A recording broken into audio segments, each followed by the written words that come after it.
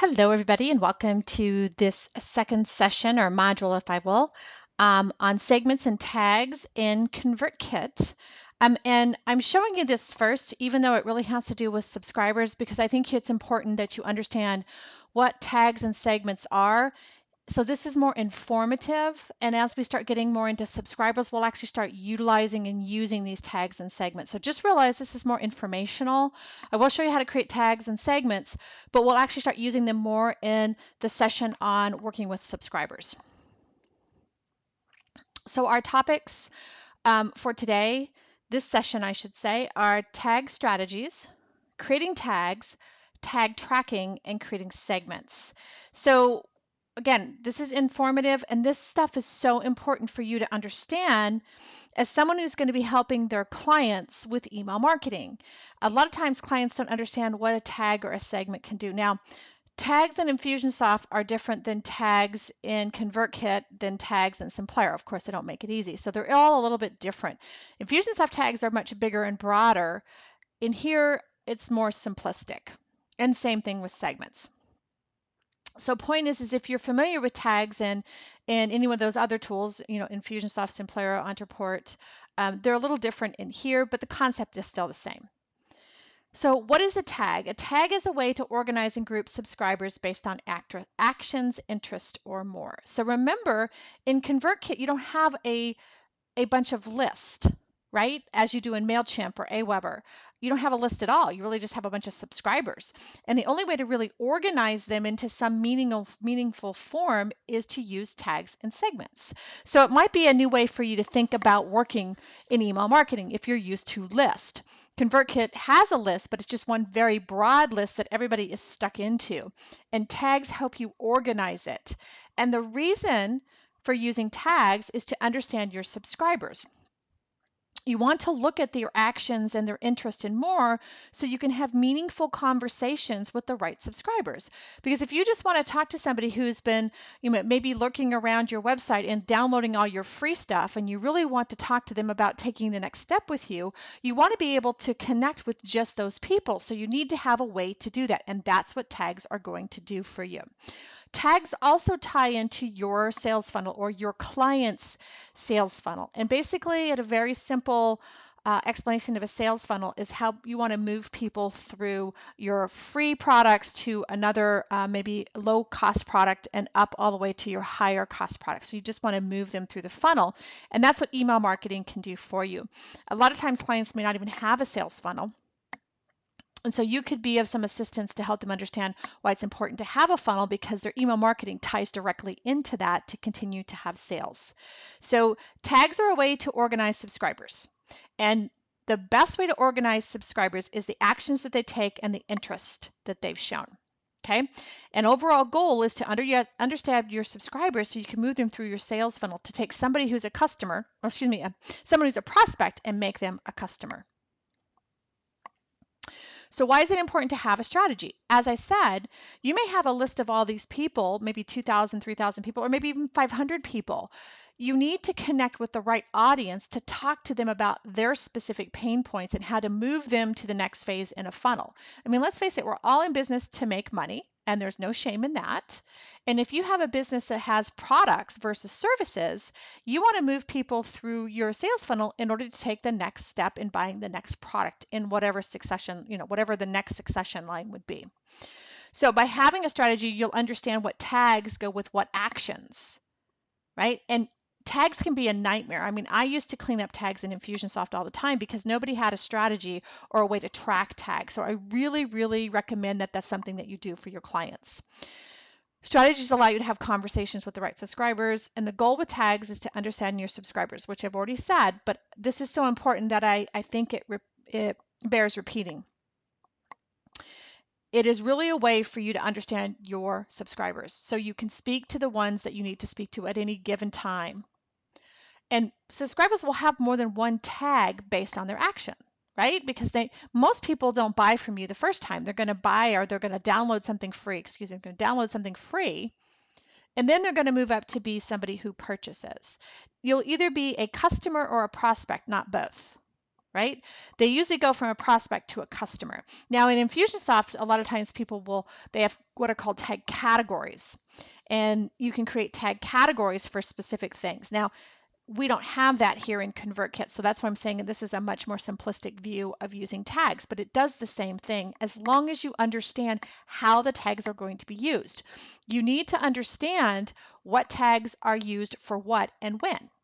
I mean, that's the basic approach to a strategy. What tags do I need based on my subscribers' actions or interest? When do I actually apply or remove the tag, and how does it get done? Okay, those are the things that you need to really understand. It's also important to document the tags you are using, why they are used, and when they are used, because without this, it really ends up with a mess, right? Because you might just be throwing tags at stuff.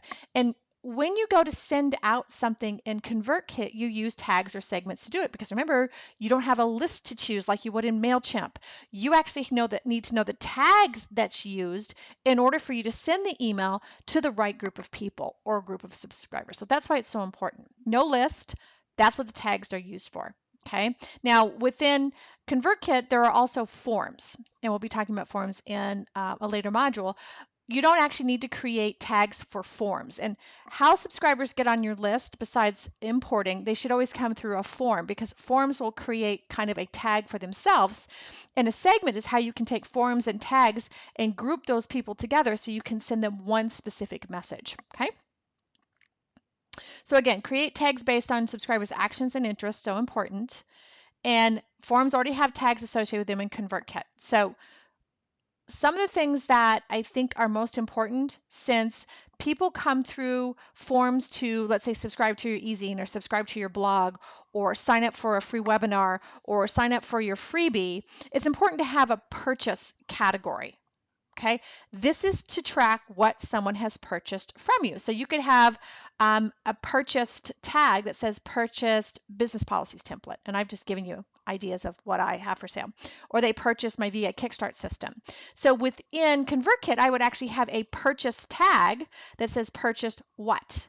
The action is the purchase, but then what did they actually purchase from me? And maybe they're a member of a program. So not just did they purchase a specific program, maybe they're part of a membership program. So I'm going to bounce you over here to ConvertKit, and I'm already logged in and I'm under subscribers. Remember, since this is a sandbox, we're not going to have volumes of information in here at this point. So these are all of my subscribers. And remember, we're going to go deeper into subscribers in the Working with Subscribers module. But right here, you're going to see my segments and my tags. So you can see I already have purchased the Techie VA School membership. I have a webinar. I have my Aweber import. So I imported some people from Aweber to make this a little more user-friendly so you could see. And when I imported them, I actually tagged them so I would know that these are the people that came over from Aweber. Why is that important? Because maybe I want to have a conversation with them specifically about the move from Aweber to ConvertKit. So remember, tags are what is going to allow you to speak specifically to a specific subscriber or subscribers. Think of list in MailChimp or Aweber. There need to be tags. And so an easy way to do, let's say, a move from, let's say MailChimp to ConvertKit is you could make a list of all the lists, if you will, that you use in MailChimp, and you could create tags for those, right? Because that would make sense to you. Because you already have it set up in a list form over in MailChimp, and you're like, okay, what tags do I create? You would put those tags over in ConvertKit. Now, you can't actually purchase anything directly from ConvertKit without using an integration. Okay, there are integrations that will allow you to do purchases as well. So remember, if you've already been using a tool and you've been doing purchases through a MailChimp or at Aweber with another integration, you could grab that list and also put it into ConvertKit. So creating a tag is pretty simple. You click on Create Tag, pops up this little box here, and you create a tag. So for instance, let's say over in MailChimp, I had a list called Networking Event July 2018, right? So I could just save that. So now I have a new tag called that. Now I can add subscribers to this, which we'll do in the next segment on subscribers. This is just, remember, informational, telling you how to actually create your tags. So you create a tag first, and then you would actually import or you would actually attach subscribers to your tag. So my networking event, July 28th, is something I brought over from, let's say, MailChimp. And maybe I have another one. Maybe I have my freebie, which is my VA Quick Start. So that was another list. Okay. So it's very simple to do. Now, here's the problem, though, is that you can get overwhelmed with the amount of tags that you have. And the most important thing for you to do is to truly understand either your strategy or your client's strategy. And think about, okay, if you're coming from another program into ConvertKit, do you currently have a list or multiple lists segmented over in MailChimp or Aweber? And then make a list of what those are, and you could add those as tags, and that will be a one-to-one across. If you don't, if you're using this from scratch and you don't have a list anywhere else, think of how do people get to be on your list? Those are what you want to create tags for. Now, if they're going to be using a form, forms already have somewhat of a tag, but if you want to be very specific and very detailed, you could actually create tags for those forms as well. That's up to you. Okay. So creating a tag will allow me to segment my list even more to have a specific conversation with them. And that's how you create them. Okay. And I just showed you some purchase options, but you could also do it with any action that they take, any kind of downloads, any kind of signups, all of those things can be tracked. Because remember, if you do a webinar and then you want to have a follow-up to the people that came to the webinar, you need to have a tag that's going to allow you to do that. In this instance, you'll have a form that will allow you to do that. If you used a form in ConvertKit, if you use something in Lead Pages, then you're going to need to have a tag to be able to follow up with those people. Okay. These are just some sample tags that I threw together. Customer, prospect purchased a specific item that they purchased. Maybe they attended a webinar. Maybe they attended a networking event. Now, these are very generic. You could actually go into great detail as to what type of webinar, what type of networking event. Maybe they downloaded your free offer, which I just gave you an example. You could even do things like interested in specific coaching program or a specific product or service. You can even look at when they click on a specific link, you can actually identify those people so you can have a specific conversation with them. So there's so many different ways that you can do tags. But the most important thing is to understand the sales funnel of your business or your client's business, and then understand how do you want to communicate? How do you want to segment and tag your list so you're able to speak to the different pieces of it very easily? Otherwise, it's very hard to pinpoint those specific users.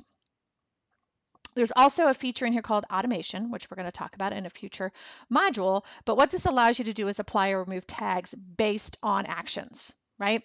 So how tags and automation work are only through purchases and forms. Remember, purchases, you have to use an integration, which we'll be talking about. For instance, when a prospect purchases something, automation can remove a prospect tag and put on a customer tag along with whatever they purchase. So remember, most subscribers, contacts, whatever you like to call them, are going to have multiple tags associated with them because they've probably done multiple things through you. And that's what you want, because that's the easiest way to target and focus your marketing efforts. Because remember, that's what email marketing is all about.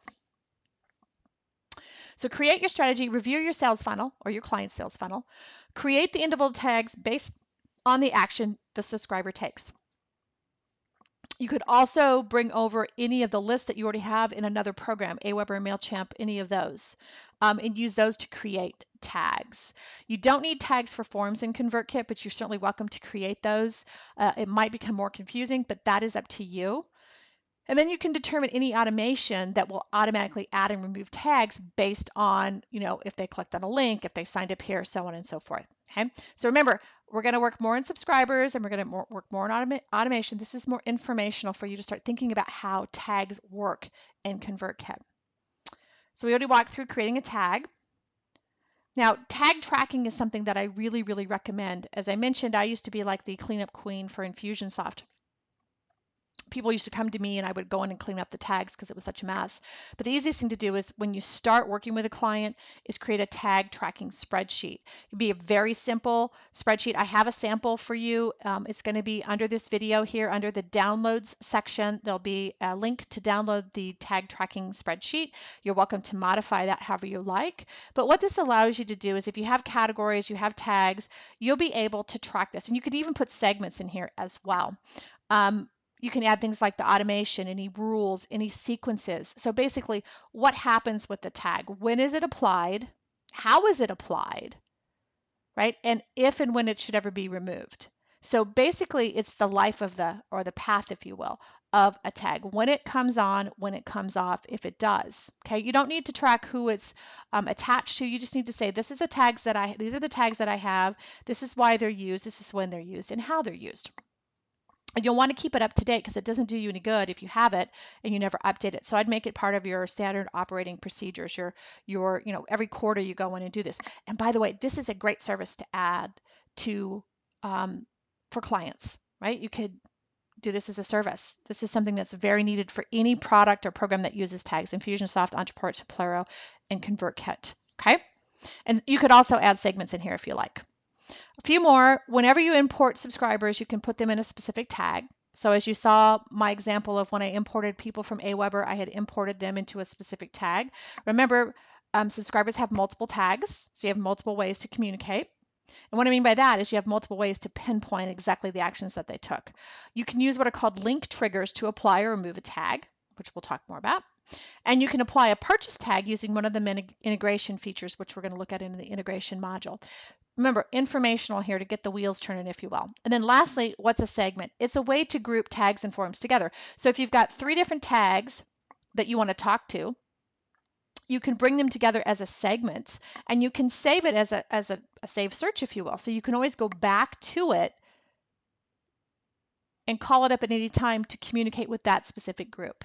So it's basically a way to organize tags and forms. And we'll review how to use segments in the subscriber session, which is coming up. But let me just show you what they look like real quick. So here are segments. And segments are really a test, okay? So I can say in here, and maybe I have different levels of memberships in my VA school. Maybe I have a business and I have a combined and I have a techie, right?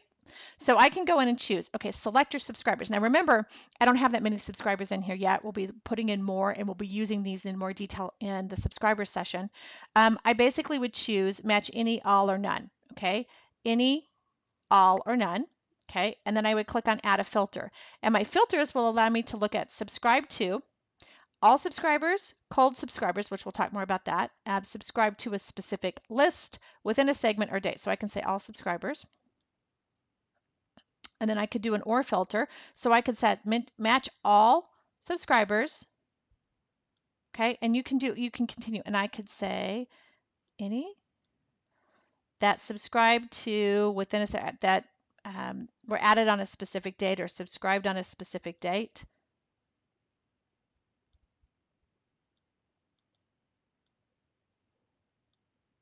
Now, there is no subscribers in here, but that's basically how you do it. And then if anytime I wanted to edit that, I would come back in and click edit, and I could make these changes. Now, so remember, we're going to go into this in much more detail, but a segment is how you can pull multiple groups or tags together in order for you to communicate with them. Now, I only have one tag that's in use at this point because I haven't pulled in more information, which we will do in the next segment. Okay. And by the way, anytime you want to edit a tag, you would simply click on it. You could click edit here, and you could also delete it. So you can delete tags. Okay, it only deletes the tags. It does not delete the subscribers. So be careful though when you do that. So your homework, I'd love for you to just create 3 tags based on on someone purchasing your products or services. I got a typo, I'll fix that.